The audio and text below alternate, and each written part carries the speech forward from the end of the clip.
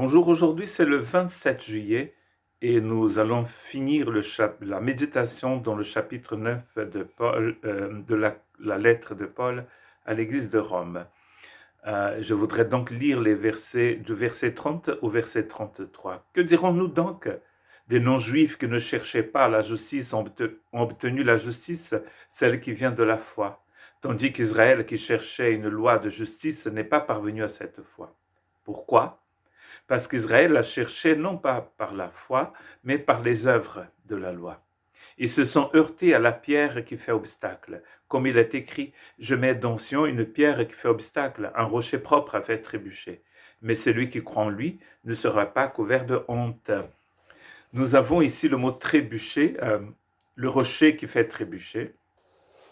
Et Paul va finir ce texte en beauté, comme toujours, en parlant justement du choix des gens. Un peuple qui a côtoyé le royaume de Dieu qui était si proche de rentrer, ils ne sont pas rentrés parce qu'ils ont trébuché sur la pierre de scandale, comme nous dit le terme en grec, scandalon. Tandis que des gens, des païens, qui ne cherchaient même pas cette justice, qui ne la connaissaient pas, quand ils ont entendu le message de l'Évangile, ils ont tout simplement reçu ce salut par la foi. Car le salut, c'est une œuvre de la grâce de Dieu. Et la seule façon de rentrer dans le royaume de Dieu, c'est en recevant cette vie nouvelle, en recevant ce salut que Dieu nous donne. Le même Christ qui est venu pour sauver devient une pierre d'achoppement pour certains. Quand nous nous concentrons sur notre ego, quand nous pensons que nous pouvons y arriver par nos propres efforts, nous trébuchons. Et du coup, nous ne rentrons pas. Ce qui est dommage. J'ai vu dans le message du 26 au temple, à l'église, que Jésus dit de Jérusalem, il ne restera aucune pierre. On va vous détruire parce que vous n'avez pas compris le kairos de la visitation, le temps de la visitation du Seigneur. Le Seigneur est venu parmi vous, mais vous n'avez pas voulu reconnaître. Le même salut pour certains devient un rocher de scandale pour d'autres.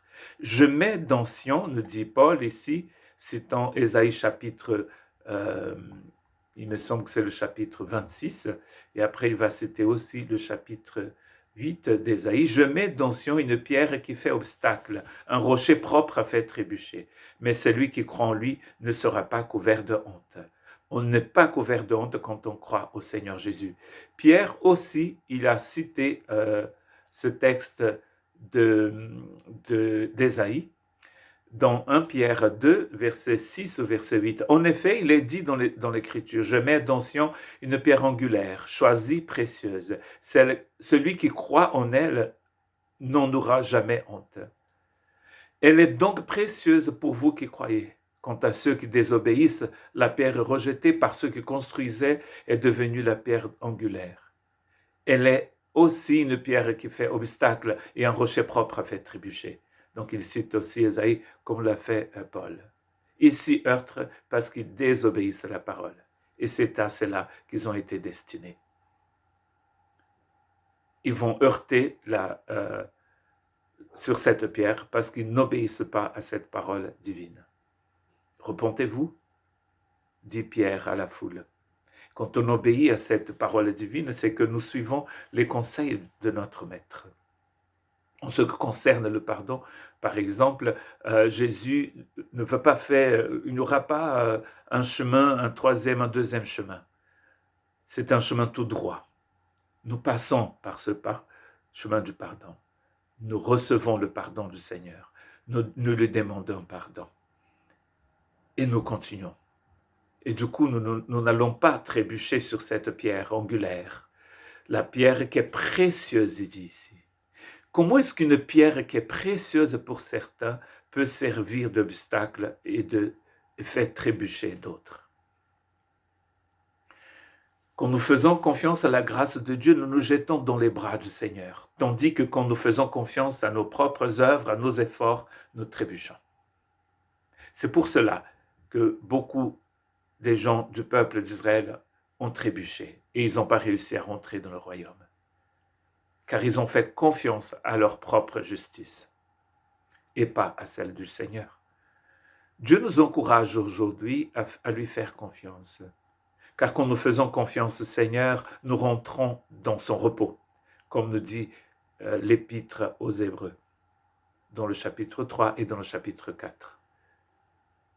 L'endurcissement du cœur nous empêche de rentrer dans le royaume, nous empêche de rester dans le repos du Seigneur.